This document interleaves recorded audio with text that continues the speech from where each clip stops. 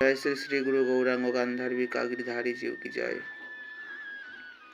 आज चैत्र मासेर पूर्णिमा तिथि।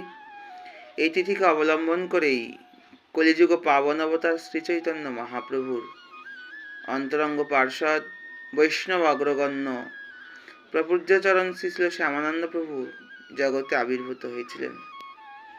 তিনি উৎকল দেশের ধারেন্দ্রা বাহাদুরপুর গ্রামের সৎ গোপবংশে শ্রীকৃষ্ণ মণ্ডল এবং মাতা দুলিকা দেবীকে অবলম্বন করে জগতে আবির্ভূত হন।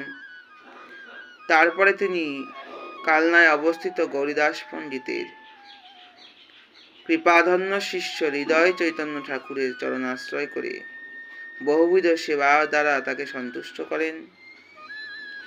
তারপরে তাহারই আদেশক্রমে তিনি শ্রীধাম বৃন্দাবনে গিয়ে জীব গোস্বামী প্রভু চরণের শরণাগত হয়ে কুঞ্জ সেবায় নিযুক্ত হন। কুঞ্জ সেবা করতে করতে তিনি রাধারানীর চরণ নূপুর প্রাপ্ত হয়েছিলেন এবং রাধারানীর চরণের নূপুর তার ললাটে নূপুর তিলক রূপে অঙ্কিত হয়েছিল। শ্যামানন্দ প্রভু গৌড়ীয় বৈষ্ণব জগতে পদাবলীর ভাবধারাকে রক্ষা করেছেন। তিনি পদাবলীর যে একটি বিশেষ রাগ রেনেটি, এটির প্রভাব প্রচলন করেছিলেন এবং গৌড়ীয় বৈষ্ণব জগতে সমৃদ্ধশালী করেছিলেন।